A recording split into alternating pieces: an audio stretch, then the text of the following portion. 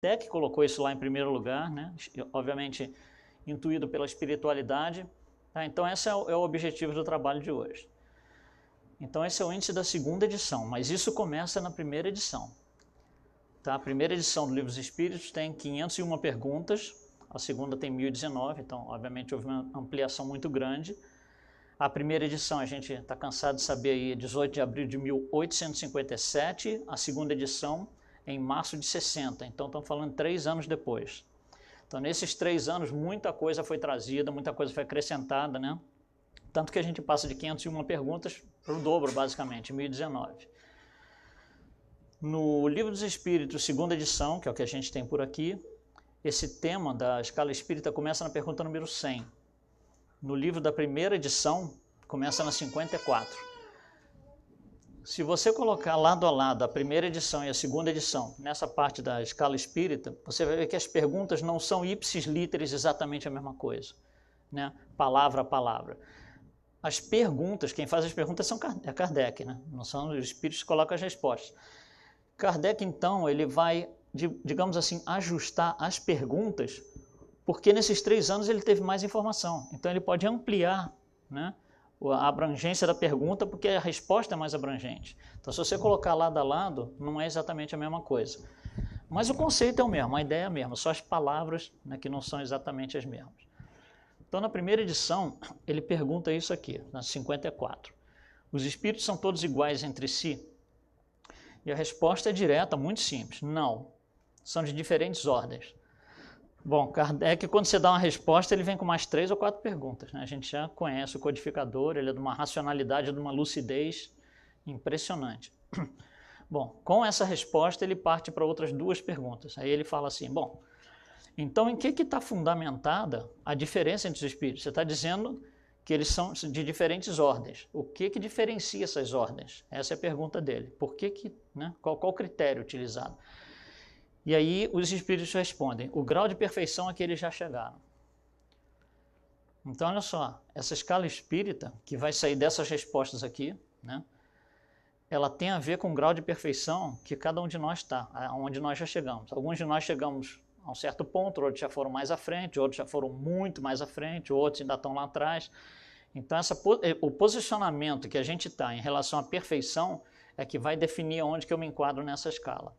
A gente vai falar em detalhes dela aqui. E ele faz uma outra pergunta junto, né, que ele fala assim, quantas ordens de perfeição existem? Porque olha só, na primeira resposta ele falou, os espíritos não são iguais porque existem diferentes ordens. E aí Kardec pergunta, mas quantas ordens são? Né, pode ser 2, 3, 5, 20, 100.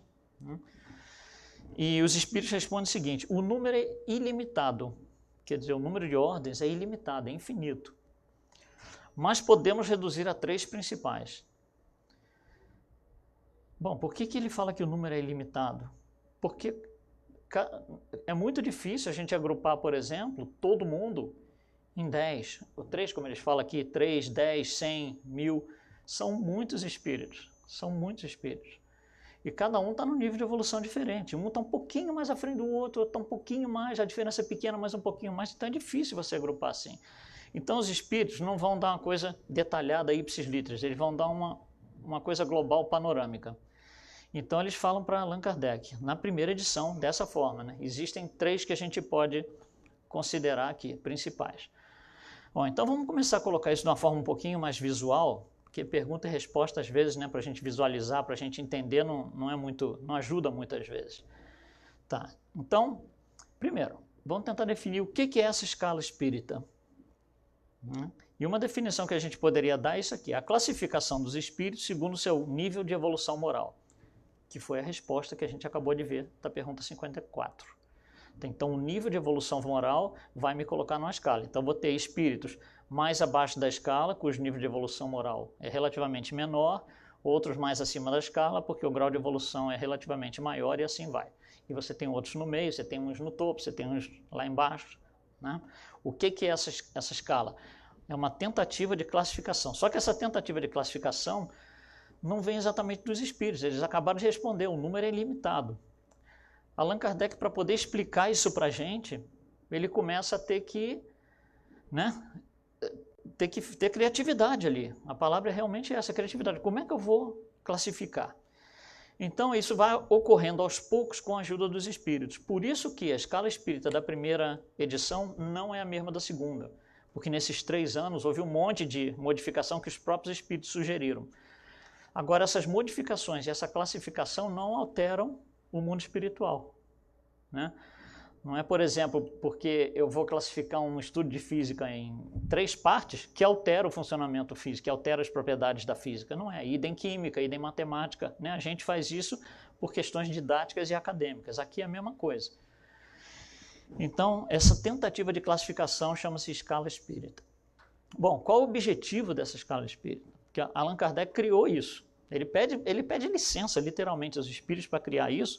E os espíritos falam, você pode criar, contanto que o ensinamento seja preservado, você bota aí o número de ordens que você quiser, o número de categorias que você quiser. Eles dão uma sugestão inicial de 3, mas Kardec vai desenvolver isso mais a fundo depois. Então, o objetivo de Kardec é contextualizar a nossa jornada evolutiva. É como se a gente pudesse olhar fora da caixa preta, aqui é o simples ignorante, aqui é a perfeição. Eu saio daqui e chego aqui, mas aonde que eu estou? Essa é a ideia do Kardec. Será que eu estou muito aqui? Será que eu estou muito lá? Oi. Então não é que Deus nos criou diferente, um mais bonzinho que o outro. Todos partimos do simples ignorante e todos vamos chegar à perfeição. Só que alguns estão aqui, outros estão aqui e outros estão lá. Tá? Então, para eu saber onde eu me encontro, a escala espírita traz essa informação. Esse é o objetivo de Kardec, contextualizar onde que eu estou, né, na jornada. É como se eu chegar e disser assim para você, nós vamos ter que fazer uma viagem de carro daqui a Nova York. Né? Aí você liga pelo telefone e fala, eu estou no meio da viagem, parei no hotel para descansar. Aí eu vou falar para você, mas onde você está? Porque eu quero saber se você acabou de sair aqui de Orlando, se você já está quase em Nova York, você vai falar, olha, eu estou em tal lugar, eu estou já mais para frente. Né? É uma questão de contextualização. E nos esclarece sobre o nosso nível de evolução espiritual, porque eu sabendo se eu estou muito próximo do simples ignorante, me dá uma perspectiva de... Né? Eu realmente preciso ter muito trabalho pela frente. Se eu já estou aqui no meio da escala, né? Puxa, já passei bastante. É uma autoavaliação, me dá uma possibilidade melhor de autoavaliação. Qual que é o critério utilizado para montar essa escala? Isso talvez seja importante. Né? O que Allan Kardec e os espíritos, porque agora a coisa acontece em 4 mãos, né? 2 de Kardec e 2 dos espíritos. Qual que é o critério? Primeiro, o grau de adiantamento moral. Então, o grau de adiantamento moral vai me colocar num certo ponto da escala, mas não é só isso. As qualidades que eu já adquiri, as virtudes que eu já adquiri. E não é só isso. Imperfeições a serem eliminadas. Então, olha só, são 3 coisas. É o adiantamento moral, vou trabalhar com os vícios que eu ainda tenho e com as virtudes que eu já adquiri. São 3 coisas que vão me colocar em algum ponto da escala. Tá, mas você vê que a escala é centrada em moralidade, não é centrada em mais nada. Nada mais. Só moralidade. É uma escala de padrão moral. E, finalmente, como que ela me ajuda? Né? Estudando isso, lendo, estudando, pesquisando. Né? Porque a escala espírita ela aparece em alguns pontos da codificação, não é só aqui no Livro dos Espíritos. Bom, ela me ajuda a definir onde que eu estou, relatividade moral. Né? Então, por exemplo, eu estou aqui, né? E eu sei que Jesus está aqui. Né? Será que eu estou muito longe? E a gente começa a estudar a referência, que é Jesus. Né? Ou para trás. Né? Eu estou aqui, esse fulano está aqui para trás. O que eu já fiz que ele ainda não fez? Eu uso ele como referência, não como espelhamento, né? Como referência. O que ele ainda não fez que eu já fiz? Puxa, já fiz bastante, já conquistei bastante, estou contente, estou satisfeito. Né? Então a gente usa referências para trás e para frente. Então, a escala nos ajuda por causa disso. Tá? Então, para definir a escala, lembra que eles falaram, tem 3 ordens. Então, na primeira edição do Livro dos Espíritos, eles definem assim, que existem 3 ordens. Primeira, segunda e terceira, começa da terceira, que o Kardec chama de espíritos imperfeitos. E tem 3 subníveis ali, neutros, impuros e duendes. Eu estou colocando as palavras em francês aqui, vai aparecer nesse slide todo, porque algumas palavras em francês, dependendo da tradução que você pega em português, fica um negócio esquisito. E como o francês é muito perto do português, às vezes a gente olhando a palavra em francês, a gente tem uma perspectiva melhor. Tá? Então, ele define dessa forma, olha, nesse grupo de imperfeitos, a gente pode subdividir em 3, que são espíritos impuros, neutros e duendes. Mas ele não coloca uma ordem. Esse está mais embaixo, esse está no meio, esse está mais em cima. É colocado de uma forma genérica. Tá? E eles dizem, tem um segundo nível, que é a segunda ordem, e ele não dá nem subcategorias, ele só diz o que é essa segunda ordem. Então, essa segunda ordem é formada de espíritos que desejam somente fazer o bem e que necessitam mais de sabedoria, ou seja, eles têm alguma sabedoria, mas eles precisam de mais para avançar para um próximo nível. Mas são espíritos que estão interessados em fazer o bem. O mal não existe, né? não é uma coisa que é parte da vivência deles. Existe uma primeira ordem que eles também não dão nome, né? Mas ele diz, são espíritos que já chegaram à perfeição. Bom, então isso é uma escala muito simples que, por enquanto, não nos ajuda muito. Né? O objetivo é ajudar, mas eu olhando aqui, eu falo, mas, puxa, como que eu me enquadro aqui? E aí o Kardec fala, não, eu preciso de mais informação. Então ele sai atrás de mais informação, depois de ter publicado isso na primeira edição, né, em abril de 57. No dia 1º de janeiro de 58, ou seja, a gente está falando aí de menos de um ano, ele lança a Revista Espírita. Na segunda edição, que é de fevereiro de 1858, ele então reescreve a escala espírita. E agora de forma diferente, muito mais detalhada do que antes. Então, ele começa a dar nome às coisas. Então, lá embaixo estão espíritos imperfeitos de terceira ordem. E aí existe, né, os subgrupos em ordem. Começa a aparecer uma ordem. Então, os mais lá embaixo de toda a escala, os menos avançados, são os impuros. Depois vem os levianos, depois os pseudo-sábios, depois os neutros. Tá? Dependendo da tradução que você pega, esses nomes podem ser ligeiramente diferentes. A gente tem que escolher uma tradução, né? Então, por isso que eu coloquei ali em francês também. Então, aqui nós temos 4 níveis de espíritos imperfeitos, né? Ordenados, né? Seguindo o grau de evolução moral. Existe uma segunda ordem, e aí ele já dá um nome. Você vê, na primeira edição ali não tem nome. Aqui ele já dá um nome, ele fala, são espíritos chamados bons. E esses espíritos bons também são classificados em 4 níveis, né? Seguindo novamente a escala. Os bons no nível mais baixo são os benevolentes, né? Depois os sábios, sensatos e superiores. Então também são 4 níveis. E existe o nível lá em cima, que é a primeira ordem, que ele agora dá um nome, chama de espíritos puros e não tem subdivisão, é um grupamento só, é uma categoria só.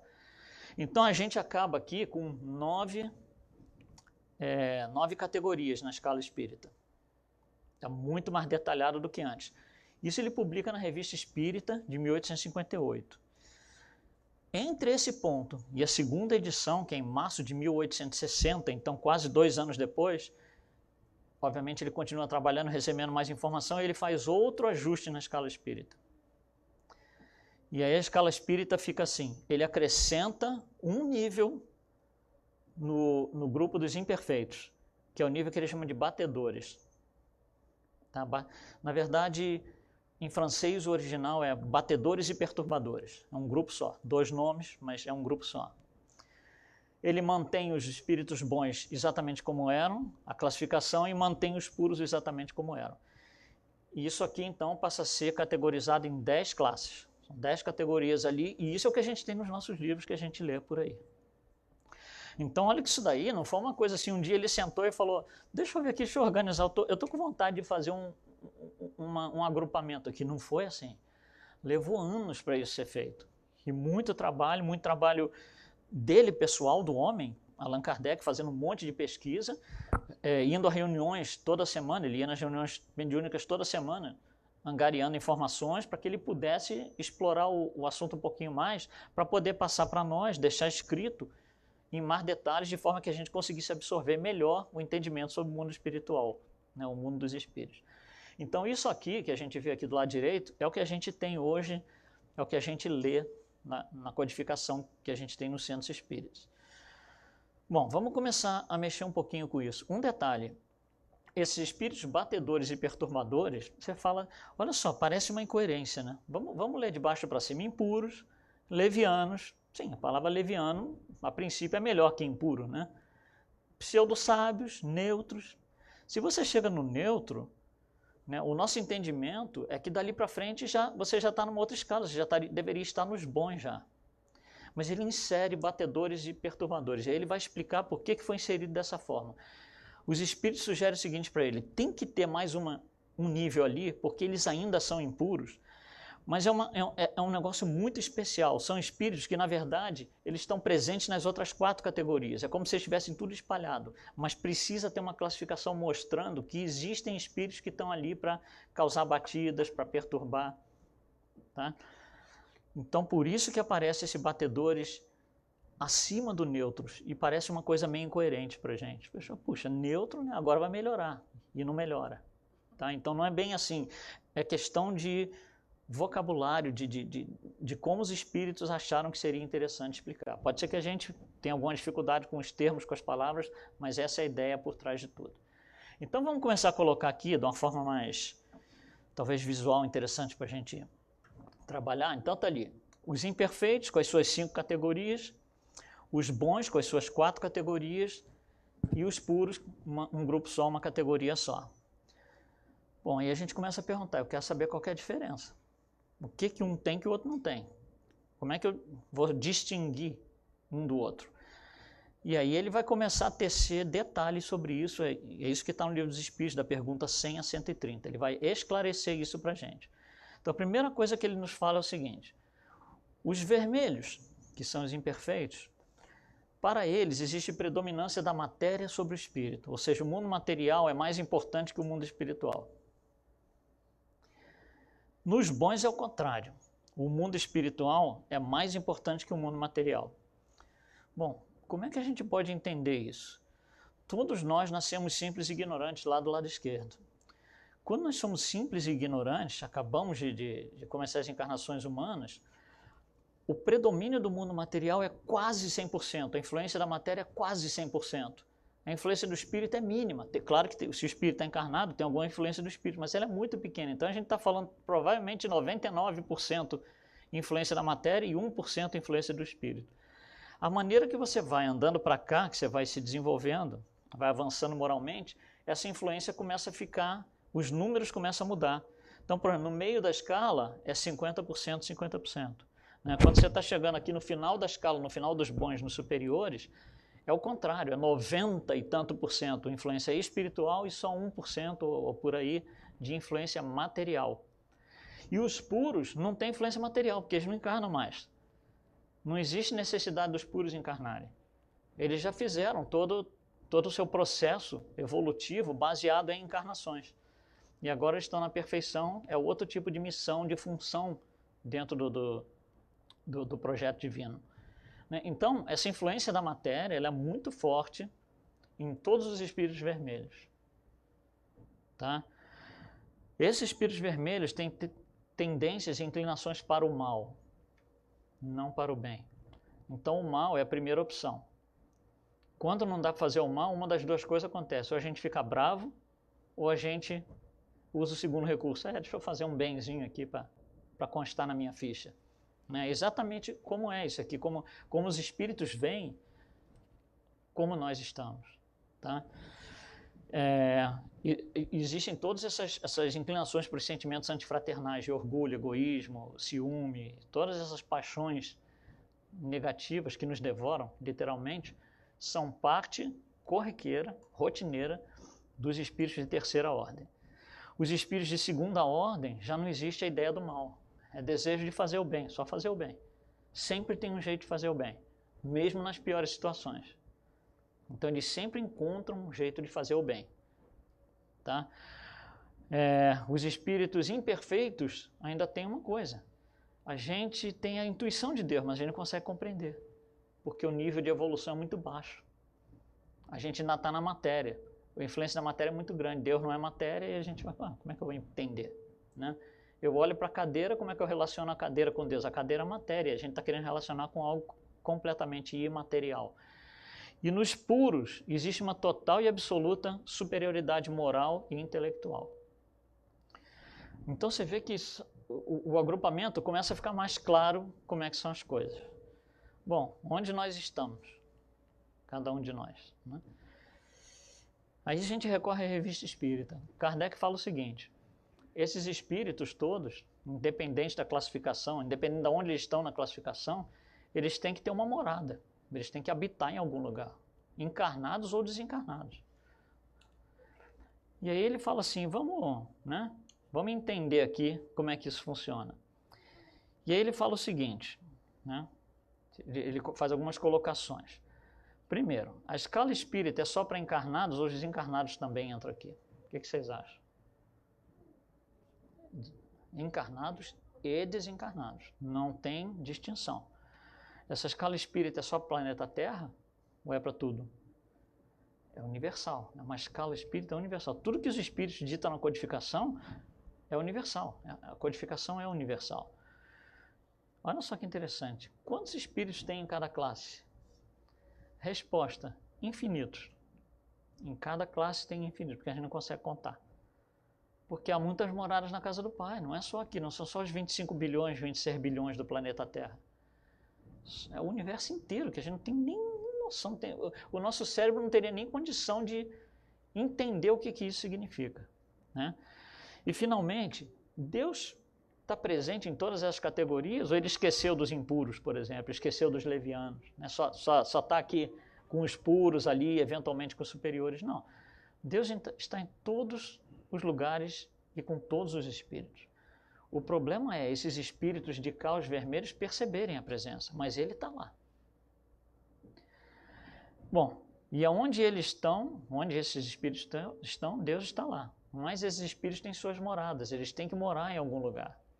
E Allan Kardec vai desenvolver uma teoria que ele explica para a gente que é o seguinte: você pega ele falando para a gente, eu peguei todas as informações durante todos esses anos, todos os espíritos, e eu concluí o seguinte.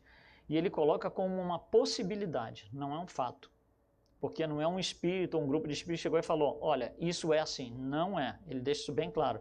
É uma possibilidade baseada em tudo que ele, né, presenciou da codificação, em todas as informações que chegaram até ele. Então ele diz que em Marte, a maioria dos espíritos é impuros, dos espíritos encarnados, a maioria é impuro. Né? Nós estamos aqui, ó. Nós somos essencialmente imperfeitos e de vez em quando aparecem 2 ou 3 gatos pingados da categoria dos bons, mas do nível mais baixo. De vez em quando a gente tem um Chico Xavier, um Gandhi, né, uma Madre Teresa, um Luther King, e aparece assim, uns gatos pingados por aí. São Francisco de Assis, né? Mas, na sua maioria, nós somos terceira ordem. Quase todos os espíritos da Terra, encarnados e desencarnados, são de terceira ordem. Muito poucos são de segunda ordem. E aí ele fala, um próximo nível seria Mercúrio e Saturno, onde existe uma predominância da segunda ordem, mas tem de terceira ordem também. Eles pegam ali, né, os mais avançados da terceira ordem e alguns da segunda ordem, Mercúrio e Saturno. Depois vem um pouquinho melhor Lua e Vênus, que tem também a mesma coisa, predomina a segunda ordem, mas tem a rabeirinha ali da terceira ordem. E depois vem Juno e Urano. Bom, Juno, na época de Kardec, era considerado um planeta. Depois ele foi rebaixado, vamos dizer assim, para asteroide. Então hoje em dia não se aplicaria, mas na época da codificação foi estudado, foi trazido pela espiritualidade superior, que em Juno e Urano, esses espíritos eram, em sua maioria, segunda ordem. Então são espíritos, todos esses são espíritos bons. Você vê, por enquanto, aqui só Marte e a Terra que está na pendura ali, né? E aí vem Júpiter, onde só existem espíritos superiores. É um negócio interessante. Bom, existe um artigo na Revista Espírita, muito legal, na Revista Espírita de abril de 1858, onde um espírito que era conhecido deles, da Sociedade de Paris, se apresenta, né? E esse espírito chama-se esse aqui, ó, Bernard Palissy, e ele é um residente de Júpiter, ele habita em Júpiter, a morada dele é em Júpiter. E ele vem fazer um diálogo na sessão da Sociedade Espírita de Paris, com Allan Kardec coordenando tudo ali. Dos encarnados, né? Ele coordenava, dentro do grupo dos encarnados, ele coordenava tudo ali. Bom, eles entram num diálogo de 82 perguntas. E as 82 perguntas estão na Revista Espírita. Muito legal. Pergunta, resposta, o Espírito vai respondendo a tudo que é perguntado ali. E chega uma certa hora que a coisa vai indo, a gente vai ficando empolgado de ler como é Júpiter, é melhor e tal. E chega uma certa época, uma certa hora, que é na pergunta 46, que Allan Kardec pergunta assim para ele: você pode dar o nome de algum espírito que é de Júpiter, mas já teve uma missão na Terra? E aí eles respondem: São Luís. Bom, São Luís é o espírito que coordenou todo o trabalho mediúnico de Allan Kardec. Ele era o presidente espiritual da Sociedade Parisiense de Estudos Espíritas. Ele acompanhou o grupo inteiro, Allan Kardec e todos os outros que eram parte do grupo ali, acompanhou o grupo inteiro de ponta a ponta, trabalhou junto com as médiuns, né, trabalhou junto com os espíritos que ditavam junto com as médiuns. Então ele é um espírito assim, de um calibre muito alto para tomar primeiro, ter condição de fazer esse trabalho. Segundo, aceitar a responsabilidade de fazer um negócio desse tamanho, né? Então, é um espírito que está num planeta, né, num orbe, numa morada completamente diferente da nossa. Porque nós não temos nada aqui de... Se você olhar aqui no gráfico, né, a Terra não tem nenhum espírito superior como habitante regular. De vez em quando vem um missionário, como foi São Luís, como foi Jesus. Mas são casos especiais e esporádicos, eles não são parte da nossa morada, por assim dizer. Então é muito interessante. Esse diálogo aqui, das 82 perguntas, realmente, se vocês tiverem oportunidade, isso tem PDF na internet, Revista Espírita de 1858. Vale a pena, é muito legal, muito interessante. Bom, e vem outras informações sobre Júpiter, que eu resumi aqui, né, que são, primeiro, Júpiter, como só tem espíritos superiores, é um reino de bondade e justiça. Não tem mal, não tem nada disso. Não tem espírito ciumento, invejoso, intolerante, impaciente, não existe isso. Todos os espíritos são bons. E bons superiores ainda, né? Porque bons você tem 4 níveis ali. Não são os bons na rabeira, são os bons no final da escala. Os corpos dele, eles ainda encarnam e têm corpos encarnados. Os corpos são semelhantes aos nossos, mas menos densos. E aí, na entrevista, Allan Kardec chega a perguntar assim, porque ele vai dizendo que os corpos são menos densos, não são grosseiros como os nossos, aí Allan Kardec pergunta assim, os corpos são transparentes? Ele pergunta, e o espírito diz, é isso mesmo. Olha que interessante, né? Bom, os corpos não se decompõem após a morte, porque não existe a grosseria da matéria.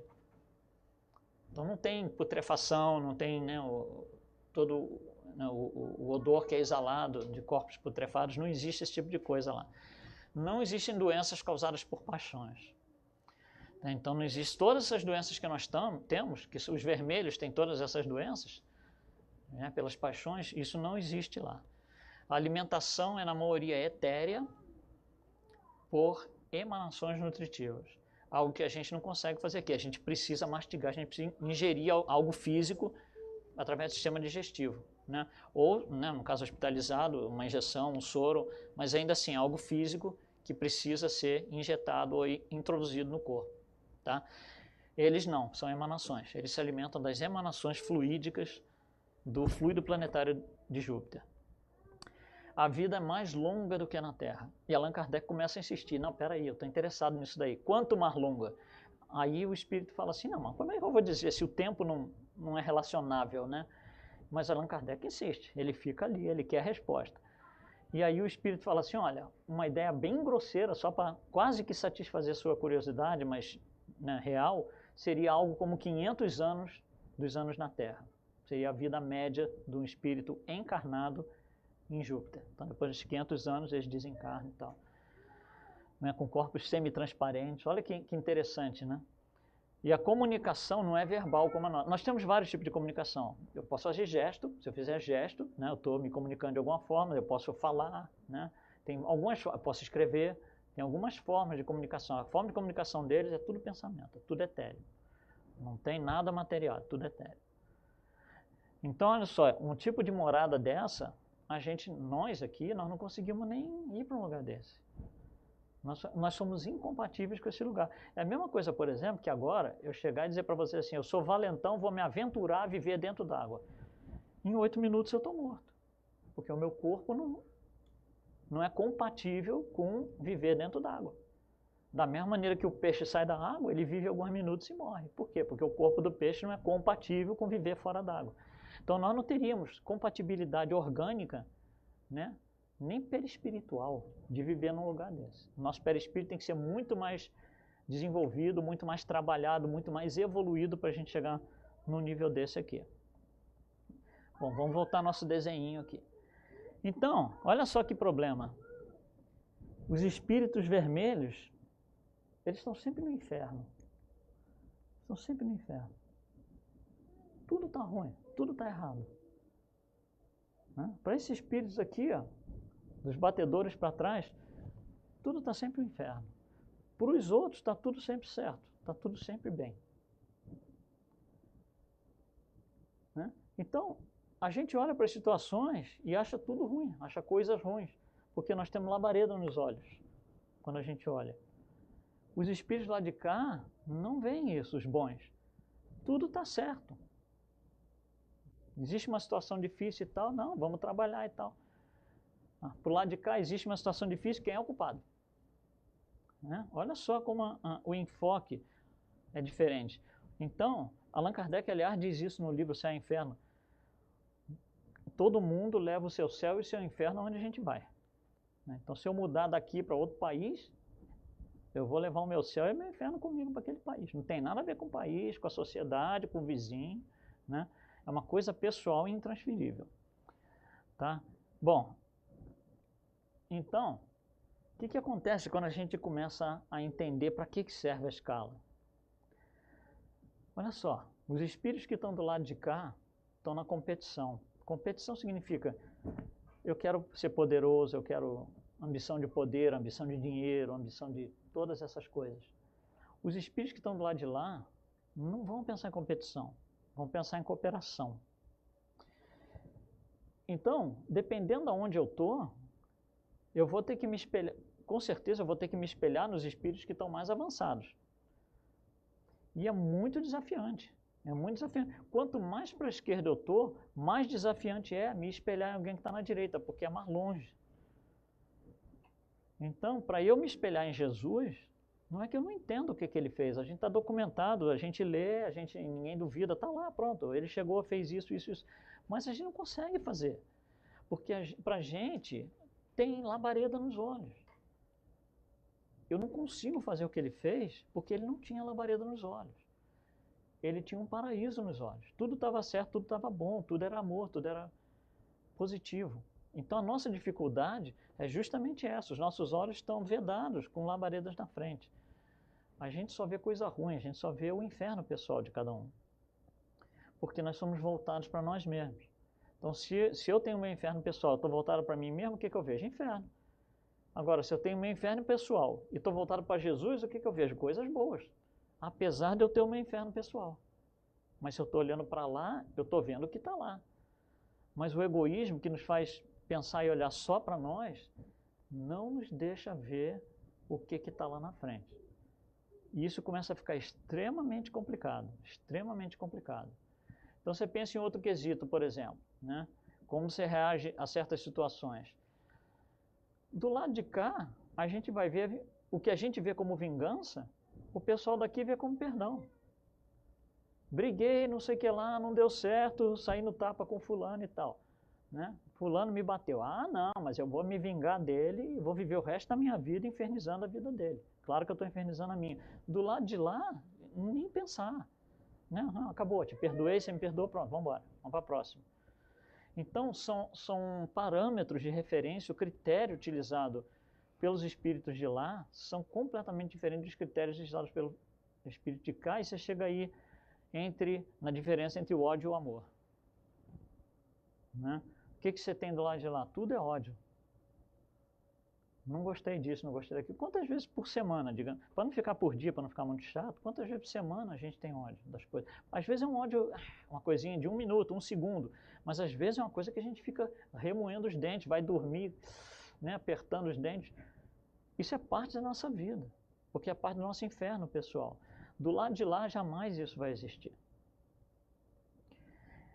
Então, a escala, de certa forma, ela nos ajuda a posicionar, ver onde que a gente está. para eu conseguir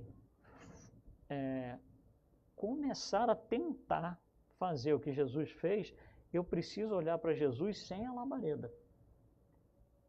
Porque se eu olhar para Jesus com a labareda, nossa, como é difícil, amar os inimigos, não, isso aí está errado no Evangelho.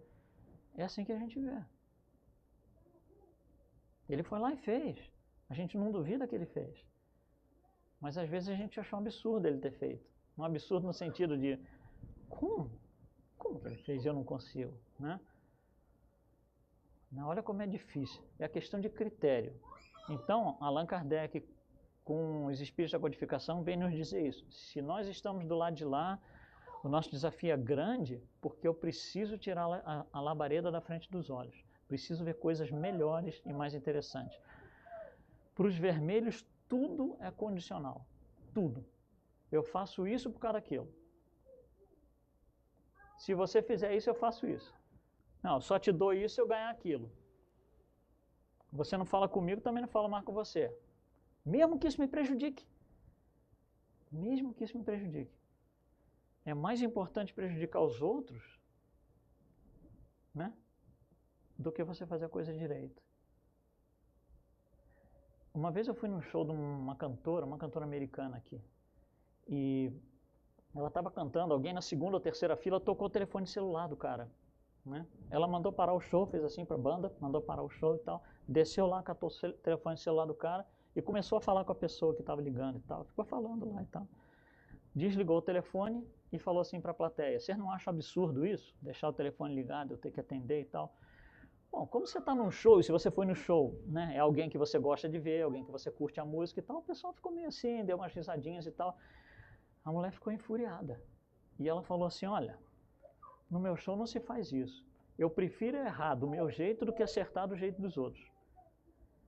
Essa frase, eu peguei isso do show, essa frase, e todo dia eu penso nisso daí. Falo assim, gente, será que eu faço isso? Será que é mais importante errar do meu jeito do que acertar do jeito dos outros? Isso é coisa de vermelho. Verde não faz isso. Tudo para nós é condicional. Tudo é condicional. Né? A gente impõe condições para tudo, mesmo para as coisas que já estão boas, ainda assim a gente quer impor condições. Como que pode? Né? Então, nós dificultamos muito a nossa vida. Nós fazemos mais difícil do que já é, com esses condicionamentos, com essas condições que a gente impõe. Do lado de cá, tudo é incondicional. Então, do lado de cá, se alguém está alegre, você fala assim, peraí, por que você está alegre? Entende que do lado de cá você está alegre? Nossa, que bom, vamos todo mundo ficar alegre. Não tem que explicar por quê. Não está condicionado a nada. A nossa felicidade, se eu chego aqui com um sorrisão enorme, está condicionado a alguma coisa e vocês vão questionar para mim por que você está assim. O que aconteceu que você está tão feliz, tão alegre? Como se existisse, né, sentido, como se houvesse sentido em eu ter que condicionar a minha felicidade, ou a minha tristeza, seja lá o que for, a alguma coisa. Do lado de cá é incondicional sempre. Jesus ama incondicionalmente, não interessa. Não, mas eu estou na Galileia. Não, não tem isso. Ama porque ama. Né? O amor de Jesus é intransitivo. Não tem que por quê, para quem, por quem, não existe isso. Né? Bom, para a gente então fechar a ideia, isso aqui é um resumo em muito poucas palavras do que seria cada uma desses 10 classes da escala. Tá, eu peguei o mínimo número de palavras que eu podia para caber numa coisa pequena, em vez da gente ficar vendo um monte de texto. Então vamos rapidamente falar em algumas delas. Então, espíritos impuros. Né? O mal é o foco das preocupações. Bem não existe. É uma coisa que é ignorada, ignorância do bem. Tá? Levianos são ignorantes, maliciosos, inconsequentes e zombeteiros. Então estão ali ainda, né? Fazendo coisa ruim, estão ali se entregando ao mal, etc, etc. Pseudo-sábios têm um vasto conhecimento, porém eles acham que têm mais conhecimento do que o que realmente têm. Então eles têm uma referência deles que não é exatamente o que é. Então eles, né, trabalham com o seu conhecimento como se fosse o conhecimento superior ao que realmente é. Os neutros não têm inclinação nem para o bem nem para o mal, só que olha como Kardec coloca, aliás os espíritos colocam isso, né? eles não são bastante bons para fazer o bem, nem bastante maus para fazer o mal. Que é diferente, olha só, o conceito das palavras, é diferente de eu falar não fazem nem o bem nem o mal. Não fazem nem o bem nem o mal, tá bom. Mas olha como é colocado. Não são bastante bons para fazer o bem, nem bastante maus para fazer o mal. Batedores. Eles fazem essas... Batedores mesmo, de bater, né? Essas manifestações.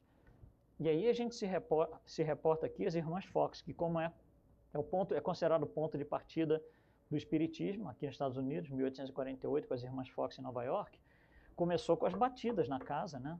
E tudo isso. E os espíritos vêm informar para a gente o seguinte, talvez daí tenha sido necessário acrescentar os batedores. Lembra que os batedores foram acrescentados depois, no final. Para um espírito superior de luz não vai ficar batendo. Eles não fazem isso. Se eles precisarem interferir com alguém batendo, eles têm que pegar alguém que ainda está na matéria, que ainda lida com a matéria, que ainda é impuro, para fazer o serviço para eles. Só que você não vai contratar, entre aspas, qualquer um. Você tem que contratar quem ainda está ligado na matéria, consegue operar a matéria, mas tem um tremendo desejo de fazer o bem, participar da codificação, participar de uma coisa grandiosa. Então, eles pegaram espíritos que são batedores. Esses batedores, por isso que eles são o nível superior dos impuros, porque eles ainda estão ligados na matéria, são impuros. Então, eles conseguem ainda fenômenos de efeito físico, mas eles têm um propósito maior. Eles estão trabalhando a favor deles mesmos, né, que estão fazendo uma coisa boa. Então, a espiritualidade superior precisou utilizar espíritos batedores para chamar a atenção, né, dos eventos das irmãs Fox, precisou de espíritos batedores para as mesas girantes, para as cadeiras voadoras, para chamar a atenção de algo que estava por vir muito grande. Não foram os espíritos superiores que levantaram as mesas, não foram eles que giraram as cadeiras. Eles precisaram utilizar espíritos que tivessem mais afinidade com a matéria e pudessem fazer isso. É muito interessante. Então aí a gente vê por que ficou necessário incluir esses espíritos batedores, tá? na listagem. Bom, aí já passa para os bons agora. Benevolentes, né? A bondade é a principal qualidade. Eu vim aqui para fazer o bem, quero fazer bondade, etc. Né? Sábios têm conhecimento científico muito grande. Né? E esses daí, quando vêm nos ajudar aqui, através, né, da mediunidade, vêm trazer conhecimento, vêm dar inspiração aos cientistas que estão em laboratórios e de repente o cara está cansado porque ficou o dia inteiro tentando descobrir uma coisa, não conseguiu, vai dormir e acorda no dia seguinte resolvido tudo. Como quantas vezes não aconteceu isso na humanidade? Dentro da ciência acadêmica, da ciência oficial, né? Galileu fala isso, né? Espíritos sensatos. As qualidades morais são um pouquinho mais elevadas do que os outros. Quer dizer, moralidade é a coisa mais importante que eles têm. Preservar a sua moral, ensinar a moralidade, né? Superiores, a gente falou bastante dos superiores em Júpiter, né? Então, eles reúnem as três pernas, que é o conhecimento, a sabedoria e a bondade. Os anteriores, você vê ali, por exemplo, os sábios, né? Eles têm conhecimento. Bom, mas não tem as outras duas. Os sensatos têm a moral, mas não tem as outras duas. E os superiores têm as três. Então, olha como a escala é uma coisa... Tem todo um sentido por trás disso. Não é assim, vou colocar umas palavras aqui e chamar os espíritos. Não, não é. E os puros, né? A gente falou já também, é onde está Jesus, né? Intelectualidade e moralidade absolutas.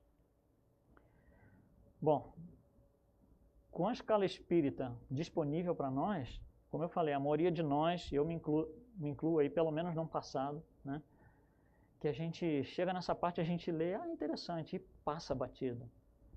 Mas é uma coisa para se estudar muito profundamente, porque ali está a nossa referência, ali está onde que eu estou. Eu estou perto, eu estou longe, né? Eu já estou batendo ombro a ombro com Jesus, ou estou batendo ombro a ombro com Barrabás, né? Como é que eu estou? Onde que eu estou?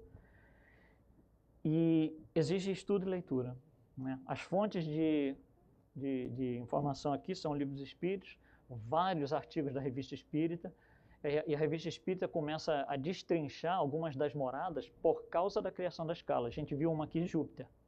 Na Revista Espírita tem sobre Marte, tem sobre Vênus, artigos que ele vai destrinchar como é que é a vida nesses planetas em termos físicos, morais e intelectuais.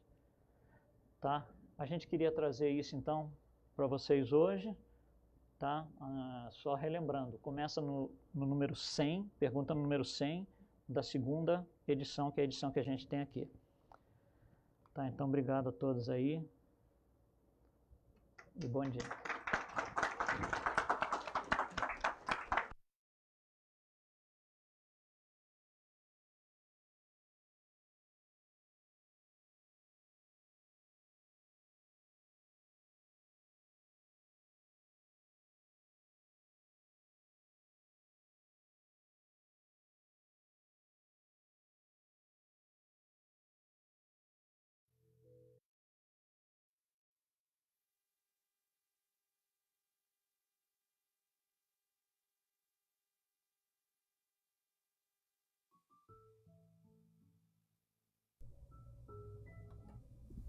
Bom dia a todos. O microfone aqui está alto, Rodrigo. Ou é que eu tenho que falar baixo?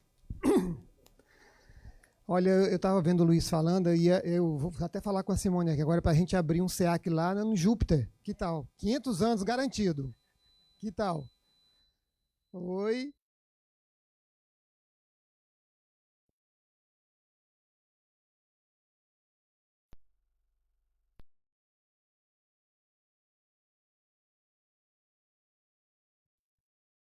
Oi. Ele também está desligado. Pronto? Foi? Foi. Pronto. Todo mundo aqui é voluntário, a gente aprende na prática. Quem sabe faz ao vivo.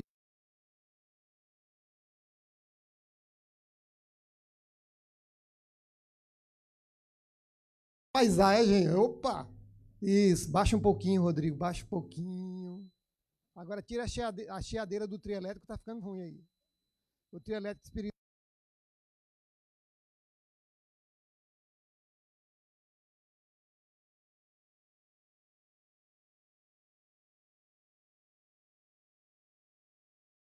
Rodrigo, oi, pronto. Vamos no botão. Se ele acertar, eu tô com o palestrante aqui na mão, tá? Falar, falou. Estamos escutando aí no fundo? Então pronto. Gente, eu disse para dar, eu sou o homem do aviso.